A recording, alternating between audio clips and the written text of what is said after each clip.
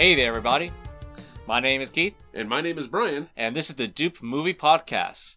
Yes, sir. We are watching movies so you don't have to. Actually, so you should. You should, but, also come back to us after the movie and then, just kind of sit in on a conversation, exactly. that we'll have for exactly. Today we're going to be covering Soylent Green. The 1973 Charlton Heston vehicle. This is a movie that was going to expire off of HBO Max during the month. So I figured, I was like, well, why not, take this opportunity to watch it? Because this is my first time watching Soylent Green. I saw it when I was little. I watched it with my parents. I was like 7. So this was before Keith was born. That's right. Yeah, like the year before or something along those lines. So, I mean, I was little when I watched this movie with my parents, and I did not remember most of it. But we watched it again, and it's got a really interesting cast for this one. It's 1973 movie starring Charlton Heston, who is at the time was best known for biblical epics. Yeah.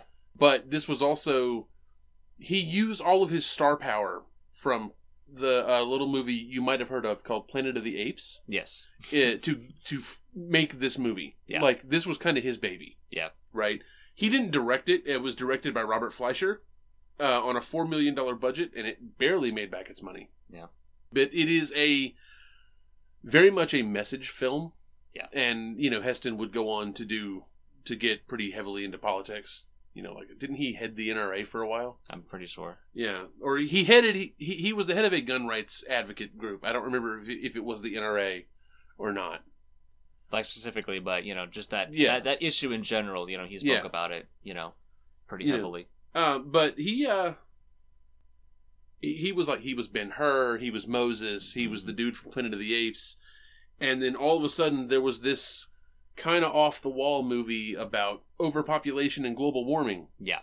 Came out of nowhere, but he thought it was important that it needed to be made, and so he sort of used all of his clout from his string of successes to push it through. And it made its money back. I mean, it made money for the studio. It didn't make a lot of money for the studio, but it turned a profit. Yeah. I mean, that's a lot of hindsight there, too. Like, just speaking about these issues in the early 70s, that would definitely, this movie would probably be remade today, for sure. Oh, yeah. I'm surprised it hasn't been. Yeah. I'm sure it's in the works. Well, then again, the twist ending, which... Spoiler warning, we're going to spoil the twist ending later. Yes. We generally spoil movies as we walk through it, like do a little play-by-play, and then just discuss the moments in between, but we're definitely going to get into the spoilers, so... Yeah, and there is a very specific twist ending in this movie. Yeah. That, I kind of feel like everybody already knows, because it's been parodied in pop culture so many times. Probably, but I was unaware of it, and then, And then I came across it, and I was like, "Oh yeah, okay." Okay. Yeah. Well, I'm interested to get your like off the cuff reaction to it when we get to that point. Yeah. But yeah, the Heston did not do this movie alone. His female lead was named Sherry, played by Lee Taylor Young, who was best known for being a soap opera star at the time. She did a couple films after this, but then she basically quit acting to raise her son and respectable. Yeah, and that's so she fell out of the public eye after that, which perfectly fine. Yeah. You mentioned in an earlier podcast that she had a lady in the podcast had some nice peaches. Yes. And Lee Taylor Young has I believe a nice peach as well. Yeah. I would agree with that. Unfortunately, me saying that now I feel like I need to take a shower because in the context of this movie, women are furniture. Yes, like literally called furniture. Yeah, like it definitely goes in the opposite way. Feminism has lost in this vision of the future. Yeah, which is probably why the movie hasn't been remade or retooled. Which I mean, I'm sure somebody's going to try to reverse it, but I don't know. Well, I mean, if it's retooled, that particular plot point could easily be reworked. It's not central to the film. Right. So, I think you're going to be doing the plot recap for this one. Yes. And then I'll be interjecting with fun facts. Yes. Before the movie even gets started, though, I do have to point out two things. One, I love the old MGM logo. Yeah. The actual filmed lion roaring and not the CGI one they have now. Yeah. Is so good. I remember it from back when I was a kid, and it just brings back fond memories of popcorn cooking on the stovetop with like the big tinfoil bubble. Yep. And cuddling up under a blanket between my mom and dad on the couch and just getting ready to watch a movie. Yeah. Right? That lion roar was the signal for, okay, now the movie begins. You know, we kind of take it for granted now that we can watch movies on our phones or on our computers or anywhere, but, you know, movies used to be an event. Yeah. And it's just good memories for me. Yeah. The short form synopsis that goes into before this, which is kind of inspired why I really wanted to watch this movie in general. A police officer in the year 2022. Yes, a year from now. Uncovers the deadly secret behind a mysterious synthetic food, which, you know, like a next year picture, it's not really a shining example of what we have coming for us.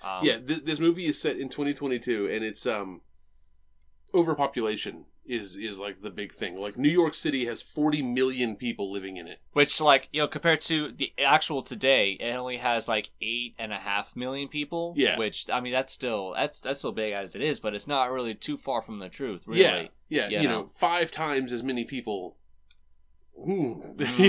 Yeah. There's, like, in this movie, it really goes out of its way to show you overpopulation. You know, people sleeping in stairwells by the hundreds is commonplace. Yeah, it's that they're, you know, they're stacked on one another. You know, pretty much. Like the first 2.5 minutes of it is like a jump cut. You know, showing the future and how it progresses. You know, it's like a montage of still photos, pretty much, of human civilization progressing. Yeah. And it really, honestly, kind of reminded me of the opening for Cheers, the TV series. Yeah, it does not tone that. I mean, idea, different tone for sure. Yeah, that idea does not fit with this movie tonally at all. But just like the way, if the music had been more upbeat, I'd have been like, oh, I can't wait to see Ted Danson and Norm. Yeah. You know? So Soylent Green is a high energy protein. It's a plankton. Yeah, it's based on ocean plankton, and it's like a synthetic food. And the company that makes it, the Soylent Company, provides, you know, controls all the food for like 2/3 of the world's population. Because they also have Soylent Red and Soylent Yellow, which you know provides other nutritional value for your everyday life. Yeah, but green is like the most nutritionally dense version of Soylent they've made so far, and it's the new version. Which is why they're only gonna shell it out on Tuesdays. Yeah, you know. Like, Tuesday is Soylent Green Day, and you gotta, like, at least to, you know, have enough for everybody, pretty much. Yeah, but you gotta wait in line, like, all day. Yeah. Like, that is your entire day, is getting the Soylent Green. Yeah. You know? Like, but without it, you know, you're not gonna eat. You're not gonna eat. Like, as we'll find out later in this movie, fresh vegetables, or even, God forbid, meat, are the height of luxury and decadence. Yeah, like Elon Musk might have some spare ribs. Yeah, like Jeff Bezos might have a burger once a year. Yeah. This is how rare meat is. Exactly. Like, that's crazy. Yeah, on his birthday probably. That's the day I would choose for it. Yeah, 7 minutes in, I got Sol, his the main character's roommate, which Detective Thorne is the main character. Yeah, played by Charlton Heston. You know. Yeah. And Sol, his roommate, is also nicknamed the Book because he, you know, compiles information. Played by Edward G. Robinson. You know, he goes on this change. Is like, I remember back in my day, food was food. You know, yeah, it grew in the fields, and we could buy it at the stores, and blah blah blah. And Thorne is like, yeah, whatever, old man, ha ha ha. Yeah, exactly. Like, he doesn't believe it. Like it's a tall tale. Like right, yeah. You know, like he remembers animals. Like, animals aren't even grazing in this society. Yeah, like, no, animals aren't a thing anymore. You know, it's like, oh yeah, and you walked uphill to school both ways barefoot in the snow. You know, it's like it's that kind of tall tale. Yeah. One thing I do want to mention is that this was Edward G. Robinson was a character actor from the 50s, 60s, and 70s, and he made 101 movies. Wow. And this was his last movie. That's saying something for, like, you know, an actor of that day, because I mean, you know, Nicolas Cage has 101 movies, but it's not like it's not like a tolling process as it was back then. Almost 50 years ago. You know, Edward G. Robinson was a great character actor who, filming of this movie was at the moment dying of terminal, kidney cancer. And he was fully professional. Later in interviews, Heston was like, he never missed a call, he never missed a day, we never knew he was sick until 12 days after final wrap on filming. He just died. Wow. Yeah. Sounds a lot like Chadwick Boseman, you know? Mm-hmm. Mm-hmm.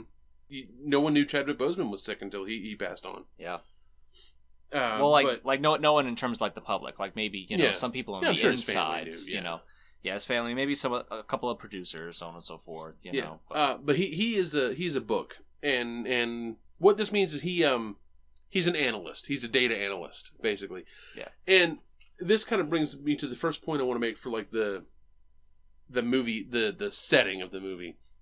Some movies, when they visualize the future, like, they'll go with like weird concept designs or sci-fi. Yeah, like you know, there's a lot of metallic buildings. There's flying cars, or everybody's bald, you know.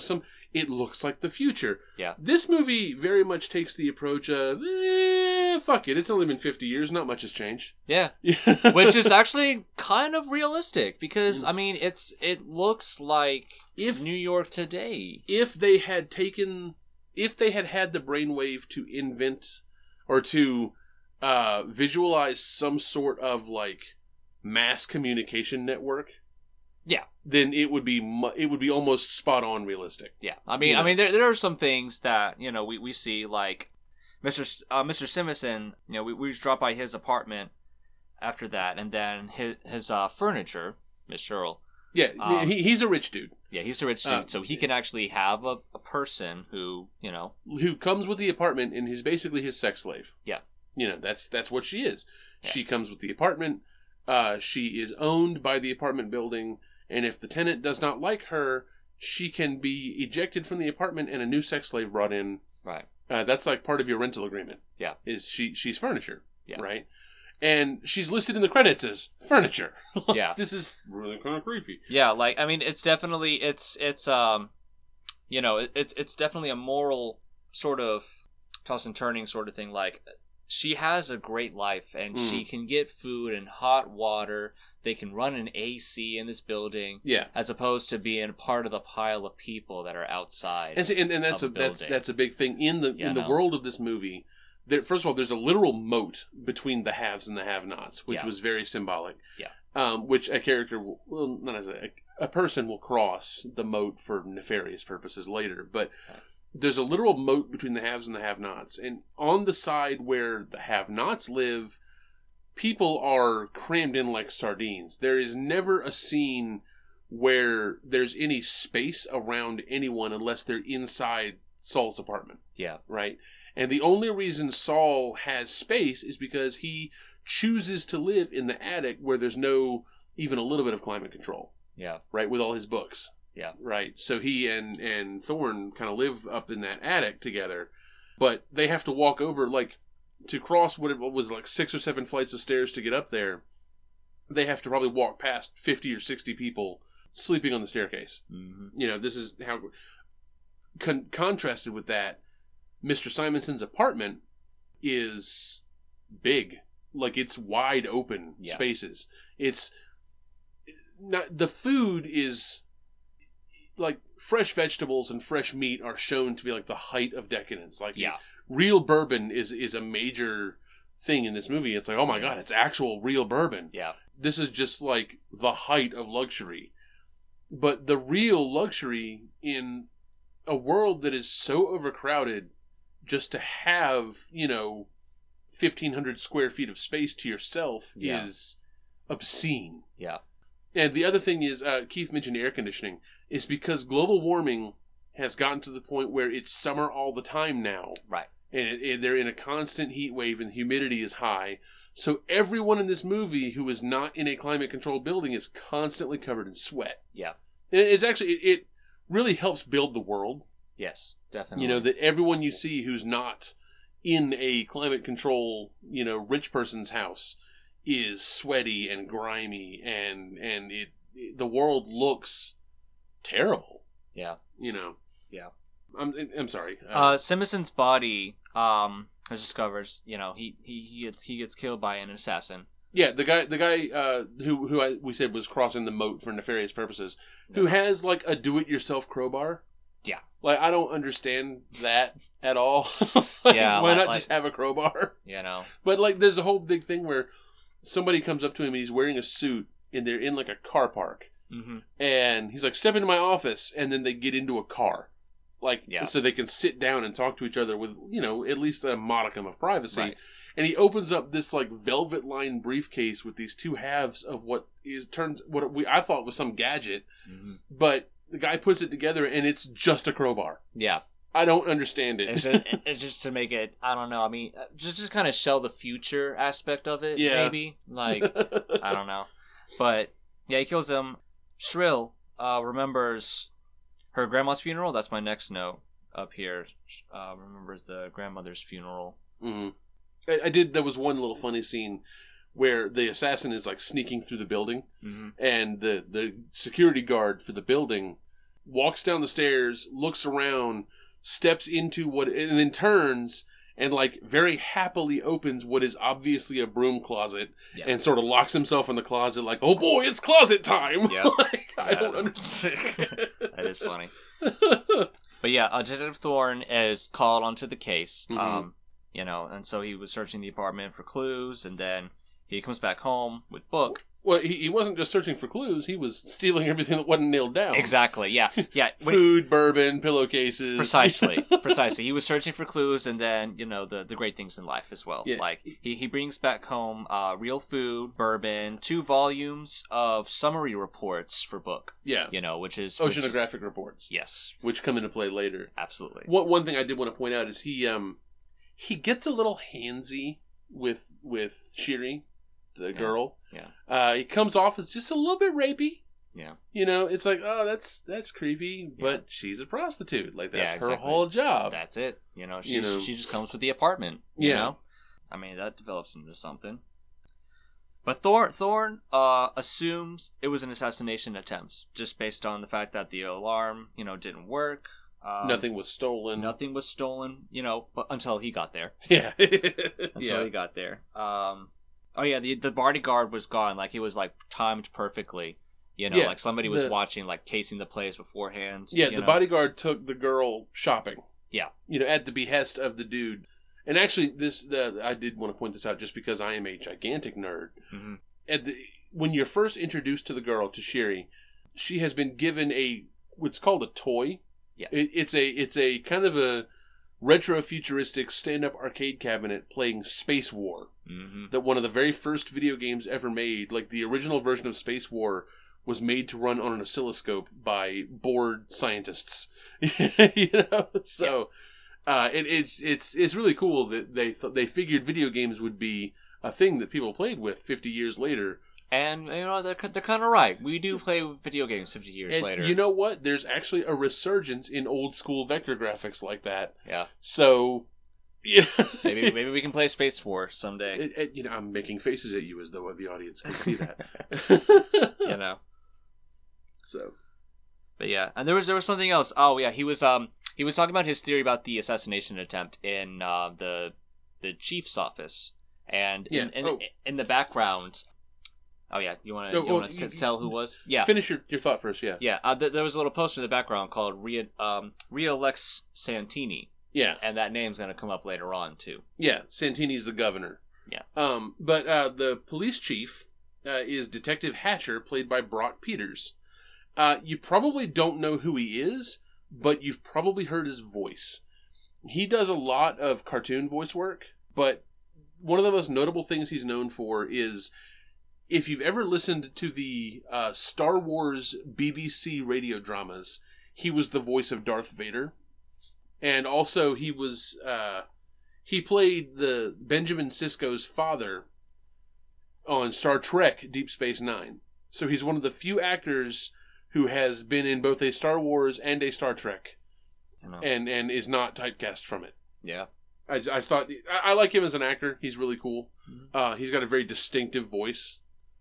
Very deep and melodic and soulful, He has a lead on one of the suspects, Tab Fielding, So he drops by Tab Fielding's apartment. Tab is the security guard. Yeah. Not security guard, the bodyguard who took the girl shopping. Right. At the behest of the dude who got murdered, who sort of seemed okay with being murdered. He was like, yeah, I deserve this. Yeah. As the dude was about to kill him. Yeah. I mean, you know. I got the feeling that the murderer, was a little bit drugged. Or a little bit like off his rocker. Maybe. Because he was like, is this going to be okay? Is this right? Do it. And he smashed his head in with the do-it-yourself crowbar. Yeah.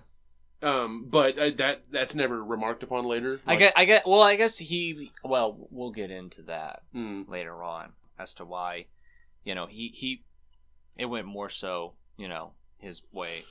Yeah. But he drops by Tab Fielding's apartment, and there's this furniture.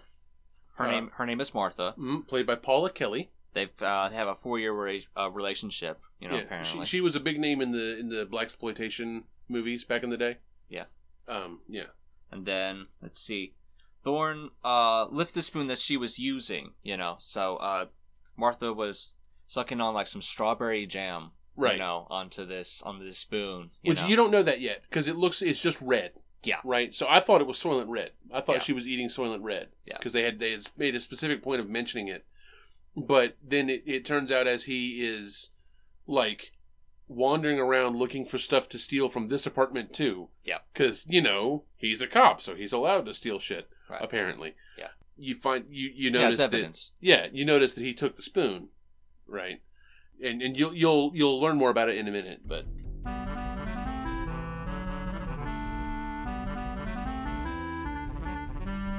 Simpson is revealed as a law partner with Governor Savini in his Yale days. Yeah, you know, so there's some tricky things going on there. You know, it's like, maybe there's a reason why Simpson has been assassinated. Yeah, and he was maybe also Savini has something to do with it. Yeah, Santini. Yeah, Santini. And he was also on the board of Soylent, the company that makes Soylent Red and Yellow and Green. You know. I wonder if these things have anything to do with one another. My next note, Thorne moving in on Trill. And then there's this pimp, which probably I put in pimp abusing furniture just based on like it's the property manager. Yeah. But he makes use of them and literally hits them. Yeah. He punches one girl so hard she spends the whole rest of the scene sobbing. Yeah. Yeah. I wouldn't be surprised if he actually hit the actress. Yeah. It looked real. Yeah. But yeah, Thorne goes back to the apartment where the man was killed and to talk to the girl some more. Yeah. And then as they're talking, she's having a party for all the other furniture who live in the building, right? Like a little get-together. Yeah. And because I think this is like their day off or something. I think that's what... Yeah, because the property manager mentions that after he comes in and does his thing. But Thorne comes in and says, let's talk in the bedroom. And so they go in the bedroom and shut the door. It's a really cool little moment where you can hear the music playing and then the door shuts and it's dead silent. So it's very obviously a soundproof door. Yeah. Right? Which, again, that's pretty good credit to the sound editing in this movie. Even for early 70s, But he's like, okay, get on the bed. Yeah. Like, he has no thought that she could refuse. Right. He has no thought that she would say no or would want to say no. Yeah, I mean, there's no choice here. She's furniture. She comes with the apartment. So he makes use of the furniture. Right.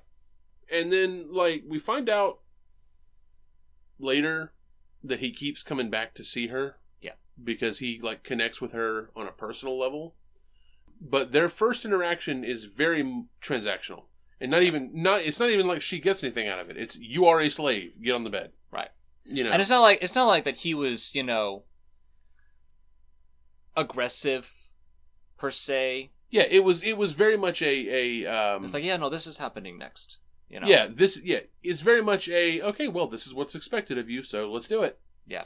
It wasn't like I'm going to hurt you if you don't. Right. It was more of why would you ever refuse this? This is your whole life. Which is worse when you think about it. Right, yeah. Yeah. Yeah.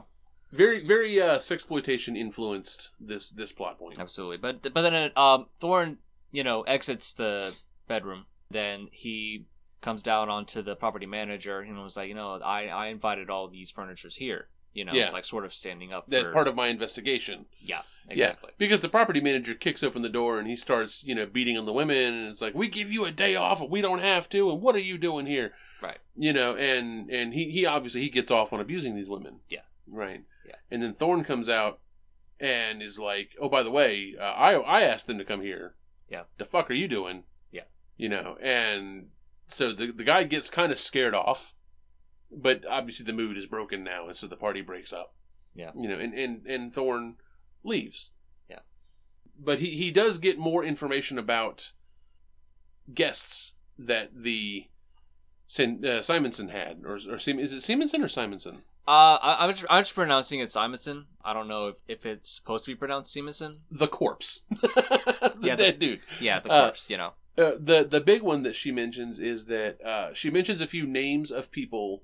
He didn't entertain guests often, but one of them was named Santini. Yes, which I recognize. Like they mentioned that they were in law school together in Yale. That he is the current governor who is up for re-election. Up for re-election. And then my next note: Priest spoke to Simonson last. Yeah. So like he goes to church because he went to confession. He went to confession because he know that Simonson went to confession like just before he was murdered, and so he spoke to the priest there.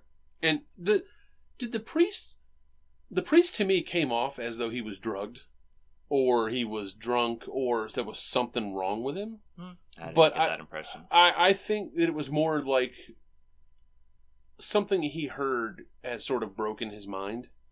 Yeah. In a way. Right. Yeah, I think it was more which makes sense. Yeah. I will say before Thorne goes to see the priest, he goes back to Saul's house and he brings all this food and bourbon.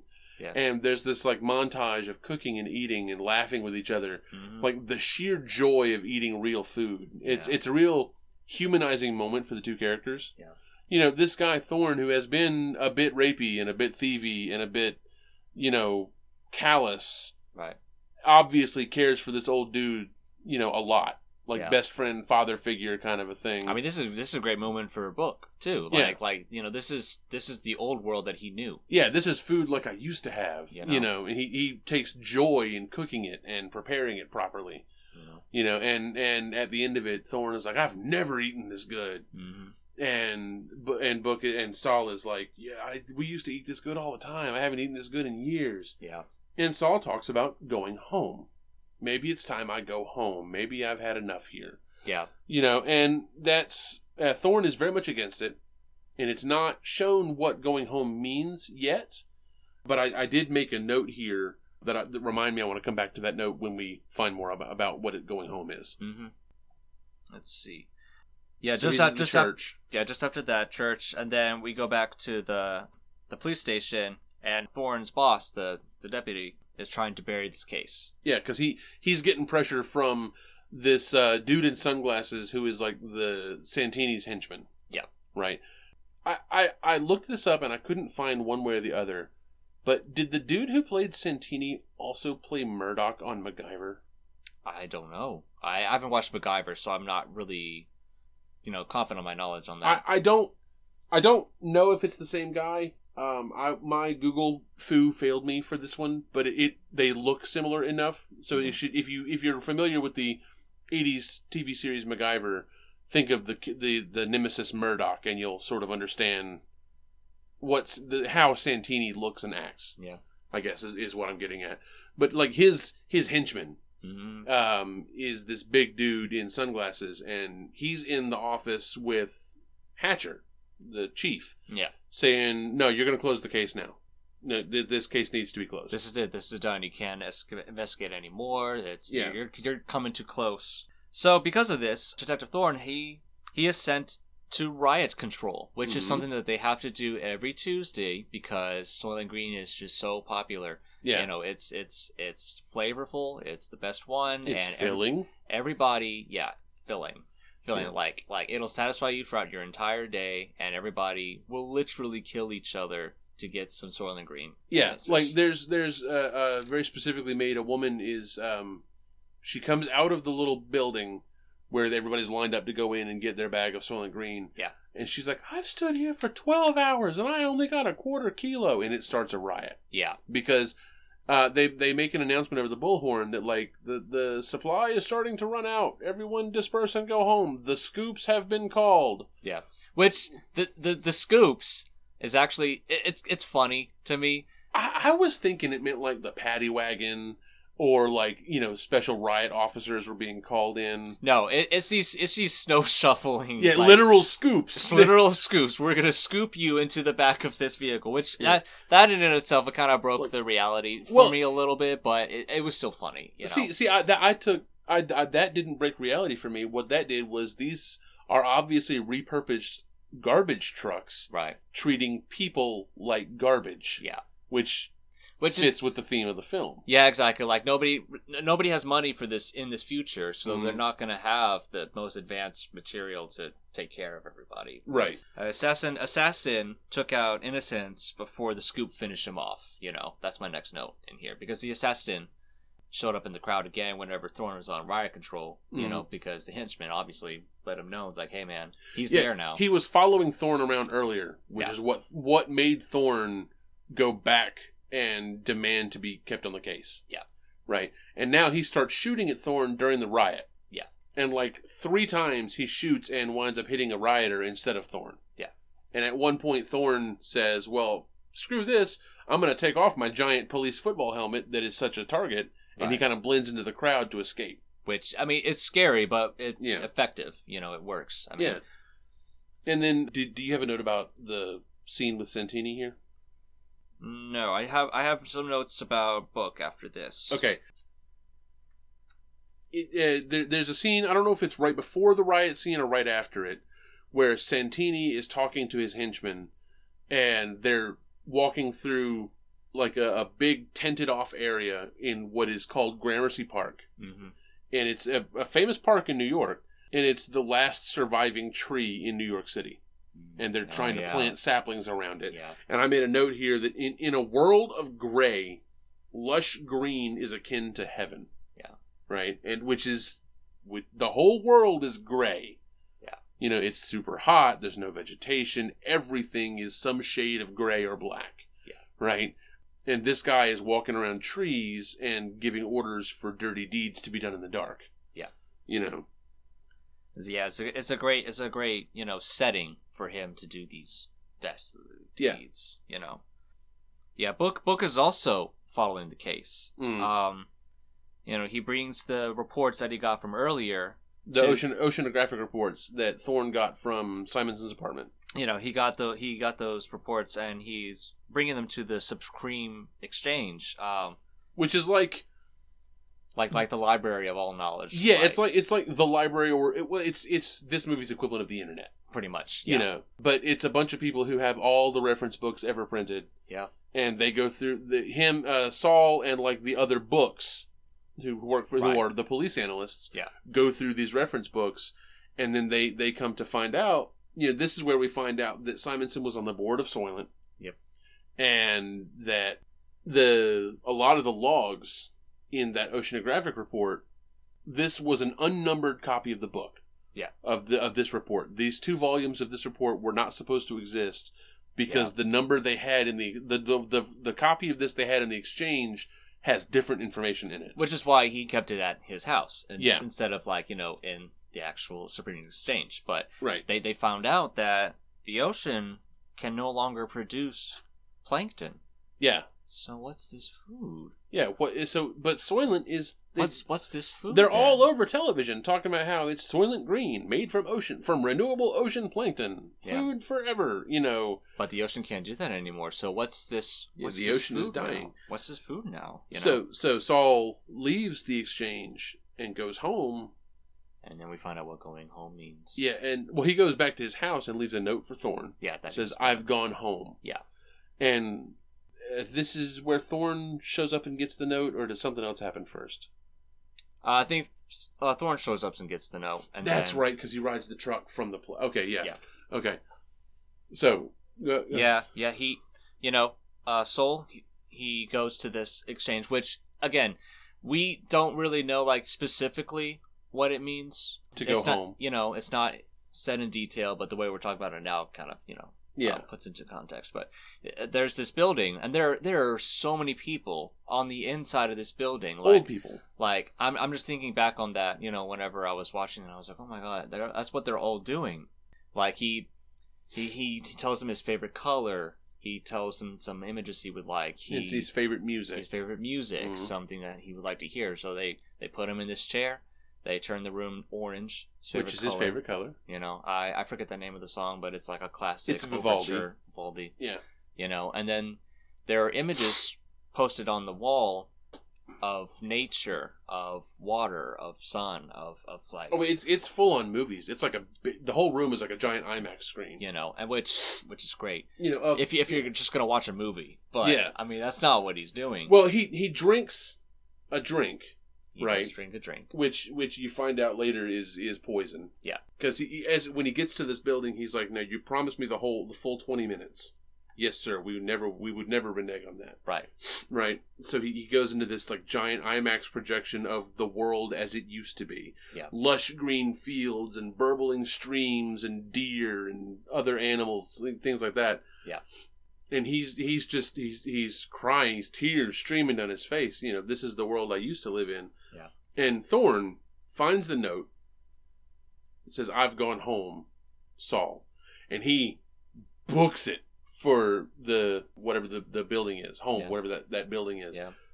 And he gets in there and he uses his police badge to force his way in, and he opens the window to talk to Saul, to find out why he's doing this. And he doesn't tell him why at first, but they're both mesmerized by the images. Because he can see through the window the images on the screen. Yeah. And he's like, Saul's like, "Can you see it? Can you see it?" And Thorne's like, "I never believed you." Yeah. But it's so beautiful. Because they've never seen nature before. In a world of gray, green is heaven. Yeah. Right? And he says, this is when you learn that Saul tells Thorne the thing that made him want to end his life, but we don't hear it. Yeah. Like the sound cuts out for a second, and all you see is Thorne's reaction to it. And then Saul's like, you have to find proof. You have to get proof. Right. This is your job now, is you have to get proof that this is true and tell the people. Yeah. Right? And then Saul dies. Yeah. And it's actually a very moving and poignant death scene. Yeah. Which, I mean, coupled with the fact that it took place literally like 2 weeks before his actual death. Yeah, 12 days. They finished filming 12 days before Robinson actually died. Like of cancer. Like that's the most heartbreaking part of it all to me. After that, he sticks around and he sees these people coming in. It's like a hospital. Like they put his body. It's euthanasia. It's a euthanasia center. Yeah. Assisted suicide. You know, which is like legal in this future. Yeah. Not really sure where the legality is. Standing in our future. It's kind of a gray area. In some places depending on where it is. Like, I mean, there's DNR, but that's about the most of it, assisting suicide, that's accepted in general society. Like, you couldn't do it like this, basically. No, there's not a building there's not a building you can go to and, have your final 20 minutes be whatever you want. Yeah. It doesn't work that way. Yeah. Which, I mean, good. But after this, he sticks around and he's watching the body. He's seeing where this body goes. Is going towards the very back, which that's an unsettling image of itself too. Like, like the piles of all these bodies, being loaded onto trucks, and then driven to the Soylent plant. Well, no, it's not called the Soylent plant. It's being driven to the waste disposal plant. Yeah. Right. And an interesting note is Thorne stows away on one of the trucks. Yes. Right? He hops into the back and then climbs on top. Yeah. And he rides this truck out to the waste disposal plant. And it's obviously not too long a drive because they leave in the early evening and it's still night when they get there. Yeah. Right? Yeah. But what was an interesting tidbit for me, and kudos to the director, you could miss this and it wouldn't damage the film. But because I noticed it, it made the film feel more real to me, right? This is that kind of detail. As the drivers who are driving the trucks full of corpses show up, they exit the vehicle, cross in front of the fence to the vehicle that's leaving, as one of the workers from inside the plant gets in the vehicle and drives the vehicle inside. Yeah. And then the guy who drove the vehicle up drives the now empty, supposedly, truck away. Yeah. So that the drivers never go into the plant. Yeah. It's just really tight security system. Yeah. You know, and it was a really cool little moment. It was an unnecessary but appreciated bit of world building. Yeah, I didn't make that connection. He goes into the building, the waste disposal planet, and he follows the bodies as they go through this like conveyor belt, and he sees the product that is made at the very end of everything. Mm-hmm. It is Soylent Green. Yep. Soylent Green is people. These bodies are being dumped into a vat and broken down and reconstituted as this green, mysteriously nutritious food substance. Yep. Because it's being made from dead people. Yeah. You only see trucks coming in from, he rides in on a truck from the euthanasia center, but there are also trucks going in and out that are the scoops. Yeah. Right? Yeah, which so you only see them in the background. Yeah. But it's obvious that they're there so that all those people who were picked up by the scoops in the riot, or at least some of them, were taken forcibly to this plant and just sort of dumped on the conveyor belt of... Right. Like whether or not you choose to die, or if you just, disagree with the society, yeah, then you're going to be used to feed everybody. Yup.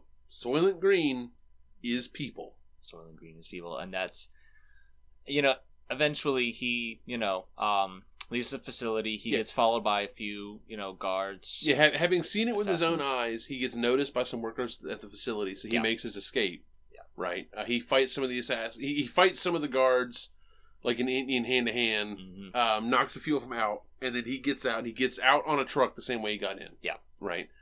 And so he heads back to the church where the father was there, because this is the only other person who knows, who he, at this point, Thorne is thinking, okay, well, the only other person who has to know the truth is the priest. Has to. Right? So on the way to the church, he notices he's being tailed by the assassin dude again. Yeah. Who I think might have been the bodyguard character, but I'm not sure if that was the same guy or not. Yeah, I don't know. They just look similar. I couldn't tell. They might just look similar. But he calls the precinct to call Thatcher to say, hey, they're on to me, but the line is busy. Yeah. So he's like, okay, well, put me through to such and such apartment and where the girl lives. Right. And this whole movie, he's been going back to her, like, between, scenes and stuff, to have an affair, to have a shower, to sleep together, to, like, actually sleep, not, like, have sex, but also to have sex. Yeah. It's obvious that they've got feelings for each other, and he's like, she's been so worried that the new tenant who moves into the apartment won't want to keep her around. Right. Well, we meet him, and he seems like a nice enough dude, And so he calls the apartment, Thorne does, at night after he gets back from the plant, and she answers, and she goes, Thorne, I'm so glad. The new tenant wanted me. He said I could stay, know. And he says, good, you need to stay with him forever. And she's like, but... Don't you want me? I want to run away with you. I want to be with you. Yeah. No, stay there. Stay there and live. Yeah. And then he hangs up and gets transferred back over to the police station, where he tells Hatcher that, I'm going to this and this church. I'm being tailed by assassins. And that's when some gunshots start going off. Yeah. So he takes off running away from the phone. And you can hear Hatcher going, Thorne! Like, what's going on? He noticed the gunshots. Yeah. So, and eventually he gets into the church. Well, the graveyard outside the church first. Yeah. Because he shoots back. He's a cop. Right. He's got a gun. Yeah. So, he wins his altercation. And he continues running. And at the graveyard just outside the church, one of the guys draws a bead on him and puts a bullet in him. Yeah. Through like his stomach. Yeah. So he's injured. You know? He's injured pretty bad, and he drops his gun. Yeah, he's probably going to die at some point in the near future. You know, because of the images. I mean, it's not like he can afford, medical treatment. I don't know. They didn't really speak about medical treatment, how it's, administered in this future. Well, paramedics do show up later, but but whether or not, I don't know. Well, I have a theory on that, but we'll get to that in a minute. You know, he's in there. Did he talk with the priest? He goes into the church to try and originally find the priest, but now he's just trying to escape from the assassin. Right. So he's hiding among the hundreds of poor people who are sleeping in the church. Yep. And they get into a fight, and the assassin winds up shooting a couple of the poor people. Yeah. And then he jumps out of the crowd, out of the shadows, and takes him down and takes the gun away. But then the assassin pulls Thorne's gun out of his sock where he had picked it up from the graveyard, and they continue the fight. And long story short, Thorne wins the fight. Does he kill the assassin? Does he shoot him, or does he? No, he gives a knife. Stabs him. Yeah. Yeah. During the fight, he knocks Thorne down, and Thorne palms a knife and then turns around and stabs him. Yeah. And the guy goes down. The people are screaming. And about this time, Thorne has backed up against a wall, holding his gut, bleeding, coughing up blood. And this is when Hatcher and the paramedics kick open the door. Yeah. They asked him, what's going on? What were you talking, whether or not he gave any clues over the phone about what he had heard from Book or not, Yeah. But they got him on a stretcher, and then he was telling Hatcher, you got to tell the people. You got to tell the people. Soylent Green is people. Soylent Green is people! He was yelling at the top of his lungs. And Hatcher's I'll tell him. He's not going to. Well, it's not clear whether he is or not, but probably not. Yeah. It's also not clear whether Thorne lives or dies. Yeah, which probably not. Probably not, and I have a theory about that. Yeah. Because as he's dragged out screaming, or not dragged, he's carried out on the stretcher, screaming Soylent Green is people. Then as he exits the church door, the film ends, and it cuts to the credit sequence, which is the same, down to the music and images, as the death sequence for Saul's suicide chamber. Mm. Which kind of leads me to believe that, okay, well, this is a death thing. He died. Yeah. So it's very ambiguous ending as to whether or not the Soylent Corporation was stopped, whether or not the people found out or even cared that they were eating their fellow humans. Yeah. Apparently, this is based on some book called Make Room! Make Room! Yeah, by Henry Henderson from '66. I got a copy of this book. Have you read it yet? Not yet. I'll get to it, but okay. I'm curious to see if there's any noticeable differences or anything like that. What's your overall opinion of this movie? Overall opinion of this movie, there's a lot of film here, and it's very obviously it's a film with a message. Yeah. Right. It's got a moral of the story. Yeah. Keep it in mind as a message movie. I'd probably give this a 5 or a 6 out of 10. Maybe a 7.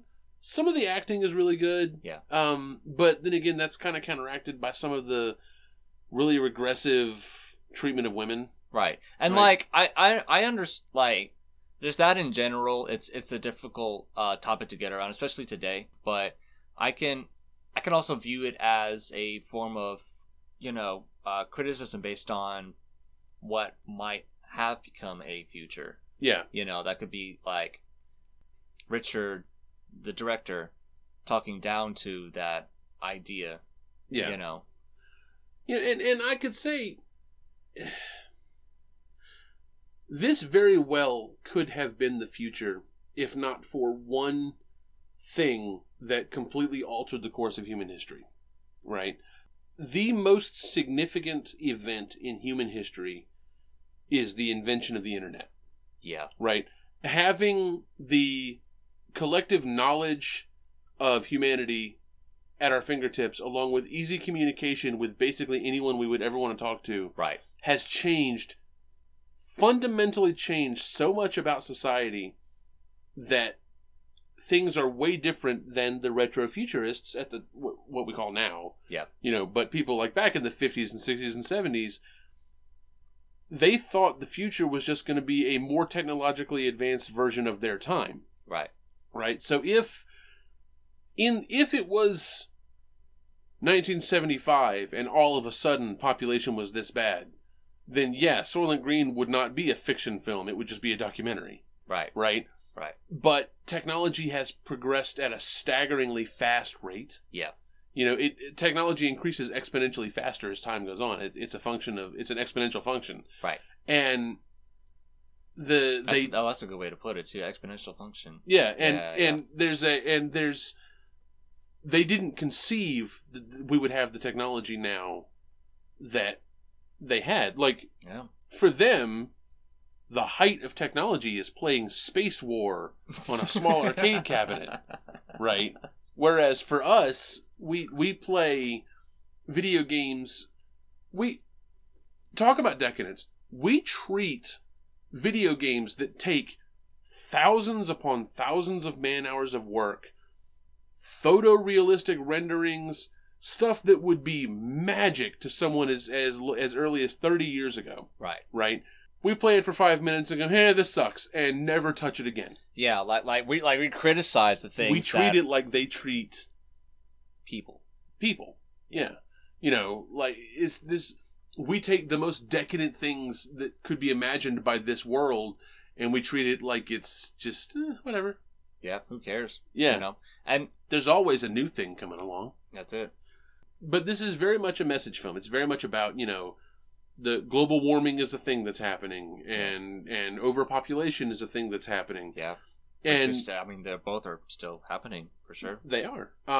And when Heston was first trying to get this movie made, none of the studios wanted to touch it until they reworked the script to add in the cannibalism angle. Yeah. Right. And then the studios were like, okay, that's different enough. Yeah. But he very much kept it as a message film first, with a twist ending at the end to get people talking about it. Right. Which I think works in the movie's favor. Definitely. Because it gets people talking about the twist ending, which gets people talking about the movie, which in turn leads to talking about the societal problems this movie is trying to rail against. Right. Which, that's... If it wasn't a twist, what would be the movie then? Everybody just kind of accepting the fact that they're eating everyone. It's definitely, it would definitely be a very messy message movie if it wasn't, Yeah, if it didn't have that punch at the end, it would be much more unfocused. Yeah. It would be THX 1138 is what it would be. Yeah. Yeah, it would be. Probably gonna have to cut that. Oh no, no, why not? All right. Yeah. We can refer to.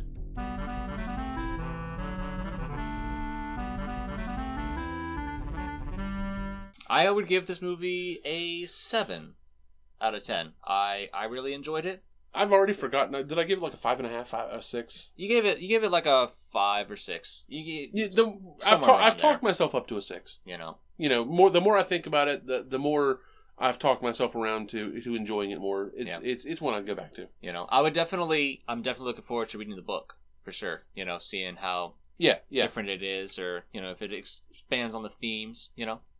Well, I haven't read much about doing the background information for this movie. I touched on the book, but only insofar as it was based on this novel, and there were some plot points that were different. Like in the novel, there are Soylent steaks and Soylent buns, but I don't think they're called like Soylent Red or Soylent Green. Right. But I'm not certain because I didn't do a lot of in depth about the book. The only thing that I've run into about the book was that they were going to call it Make Room, like just name it just after the book, but they decided not to avoid confusion just based on this sitcom or something that was on TV at the time, like Make Room for Grandpa or something like that. Yeah, That's the only thing that I've run into. Yeah, to background information. I had a thought and it just went. It happens like that. Whenever you get old. Screw you, dude. It's okay. I'm right behind you. I'll get there. I enjoyed this movie, and It's a part we're gonna have to edit. Go check it out. Yeah, definitely check it out. This is also, this twist, the Soylent Green is people, is one of the defining Chuck Heston moments, right?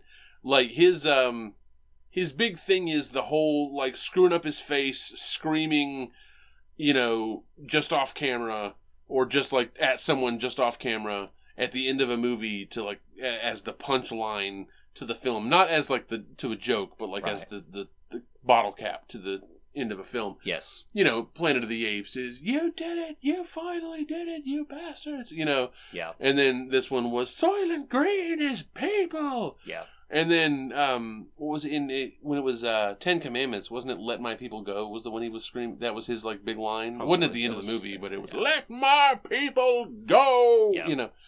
Yeah. That's his whole thing. That's his MO. Yeah, and it's...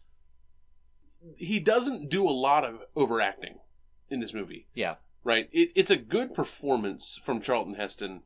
It's not a... I'm going to say it's not a John Wayne level of ham. Right? Like, John Wayne had a very... You could always tell it was John Wayne. Yeah. Right? Like, you know, howdy, partner. I can't do John Wayne's voice, but... You could always tell John Wayne's voice, even if it was, like, shot from behind. Right. Because he has a very distinctive way he talks and the way he acts. And it was always John Wayne and never the character he was playing. Right? Yeah. Whereas Heston does that sometimes. You know, Soylent Green is people. You did it. You finally did it. Get your hands off me, you damn dirty ape. Right. You know, he's known for that same kind of... Oh, this is obviously Charlton Heston, you know. But there's not a whole lot of that in this movie. This movie, he falls into the role, and you forget that you're looking at Charlton Heston. Yeah. For a good chunk of it. And that's a point in its favor. Yeah. You know, I mean, I like Charlton Heston as an actor and as a director, but this is one of the... This movie, to me, an understated performance is, when done well, shows more talent than... hamming it up. Yeah. Right? Anybody can ham it up for the camera. Yeah. And it takes talent to ham it up and do it well enough that people find it entertaining and not just annoying. Mm-hmm. You know, and Heston can definitely do that. But to have the control to... delve into your character. Yeah, you know? to become your character. Yeah. You know, like the look on his face when he... shows Sal his ill-gotten gains from the apartment that he basically just picked clean. Yeah. Right? He does it in, like, stages. He pulls out, you know, a couple of celery sticks, and then he pulls out some apples, and then he pulls out some turnips. Mm-hmm. And Sal's like, oh, real fruit, real vegetables, oh, wow. And then he gets this big grin on his face, and he pulls out the bourbon. Yeah. And there's, like, a beat where... Saul almost has a tear in his eye, right? And it's such a cute little character moment, and it's done so well that there's obviously real affection between these two people. Yeah, right. Yeah, and that's the mark of a good actor. It's anyone can sell the big moment. It's selling the little moments with as much power. Yeah, that really marks a phenomenal actor from just an actor. Absolutely. And Heston is a phenomenal actor. Yeah, in my opinion. Yeah. Well, you know, I mean, say what you want about his politics, but the dude has chops. Absolutely. You know. Absolutely. You can say that about a lot of actors as well. Well, I think that's about done for us. Yep.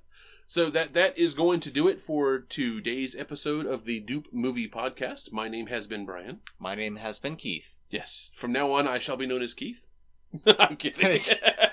Tomorrow I'll be Brian. Oh, wah, wah, I'm so sorry.